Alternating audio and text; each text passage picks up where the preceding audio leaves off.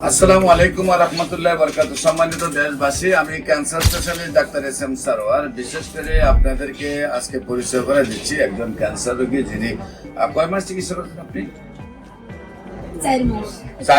4 মাস চিকিৎসা হয়েছে এবং নিজেকে আল্লাহর রসের সম্মতে উনি খুব মানে অল সাইড উনি সুস্থ মনে করছেন। আমরা ওনাকে দেখাই আপনাকে, উনি অ্যালোপ্যাথিক চিকিৎসায় ওনার এই যে অবস্থাটা এখান থেকে ধরে এখানে হয়ে এই জায়গা পর্যন্ত ওনার অপারেশন হয়েছে।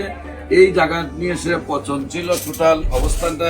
এখনো আপনার এই কালচারটা বোঝা যাচ্ছে, আপনারা ক্যামেরাটা ধরলে বুঝতে পারবেন যে ওনার কি অবস্থাটা ছিল। আপনি কি এখন খুব সুস্থ মনে করেন আপনাকে? আচ্ছা, আপনার নাম কি? কি নাম বললেন? রেখা দেবনাথ। আপনার উনি কি হন? হাজবেন্ড। আপনার নাম কি?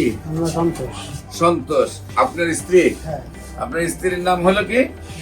রেখা। আপনাদের গ্রাম কোনটা? গ্রামের নাম কি? গ্রামের নাম বেতিকুলা।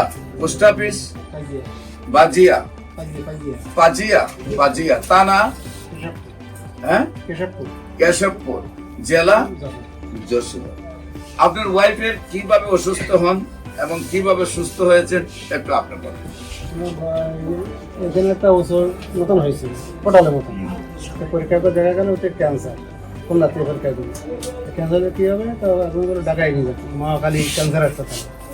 মহাকালী ক্যান্সার হাসপাতালে নিয়ে গেলাম, সেখানে তো অপারেশন করলাম। অপারেশন করলে ওরা ট্রান্সফার করে ঢাকা মেডিকেল পাঠা দিলেন।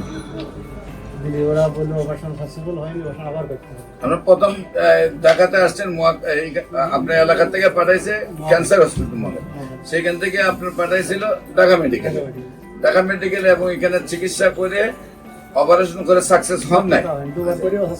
দুইবার করছেন অপারেশন, তাও সাকসেস হয়। আচ্ছা, আপনার অ্যালোপ্যাথিকে আমার এখানে আসার আগে কত টাকা খরচ হয়েছে আপনার? 5-7 লাখ টাকা। কয় মাসে? প্রায় 5 থেকে 7 লাখ টাকা আপনার খরচ হয়ে গেছে। তারপরে আপনি আমার ভিডিও দেখে আমার কাছে চলে আসছেন। আসার পরে কয় মাস চিকিৎসা হলো? 4 মাস চিকিৎসা। এখন রোগীর কি অবস্থা?